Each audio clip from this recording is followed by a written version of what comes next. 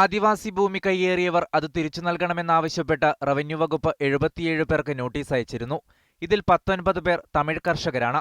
ഇതോടുകൂടിയാണ് തമിഴരെ കുടിയൊഴിപ്പിക്കാൻ കേരള സർക്കാർ ശ്രമിക്കുന്നുവെന്ന വാർത്ത തമിഴ് പത്രങ്ങളിലും ചാനലുകളിലും വരുന്നത്.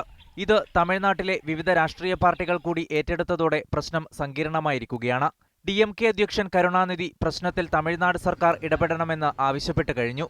നിരവധി തമിഴ് സംഘടനകൾ കേരള-തമിഴ്നാട് അതിർത്തിയായ ആനക്കട്ടിയിലും തമിഴ്നാടിന്റെ വിവിധ ഭാഗങ്ങളിലും പ്രതിഷേധ യോഗങ്ങളും പ്രകടനങ്ങളും നടത്തി. ആദിവാസികൾക്ക് നഷ്ടമായ ഭൂമി കേരള സർക്കാർ തന്നെ നൽകണമെന്നാണ് ഇവരുടെ ആവശ്യം. അട്ടപ്പാടി മേഖലയിലുള്ള ആൾക്കാരുടെ ഇടയിൽ ഒരു ചിന്താക്കുഴപ്പമുണ്ടാക്കാനുള്ള ഒരു ശ്രമം നടക്കുന്നതായിട്ടും കാണുന്നുണ്ട്.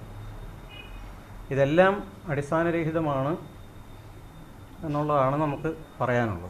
ആദിവാസി ഭൂനിയമപ്രകാരമാണ് റവന്യൂ വകുപ്പ് നോട്ടീസ് അയച്ചിരിക്കുന്നത്. ആദിവാസികളിൽ നിന്നും ലഭിച്ച പരാതിയുടെ അടിസ്ഥാനത്തിലുള്ള ഭൂമി തിരിച്ചു നൽകണമെന്നാവശ്യപ്പെട്ട് മാത്രമാണ് നോട്ടീസ് നൽകിയിരിക്കുന്നത്. പരാതി ലഭിക്കാത്ത നിരവധി ആദിവാസി ഭൂമി അന്യാധീനപ്പെട്ടു പോയിട്ടുണ്ട്. ഇപ്പോഴത്തെ പ്രശ്നം അട്ടപ്പാടിയിലെ ജനങ്ങൾക്കിടയിൽ വലിയ ആശങ്കയും ഉണ്ടാക്കി. വിഷയത്തിൽ ഇടപെടാൻ ഇതുവരെ കേരള സർക്കാർ സന്നദ്ധമായിട്ടുമില്ല. സാജിദ് അജ്മൽ, മീഡിയ 1, പാലക്കാട്.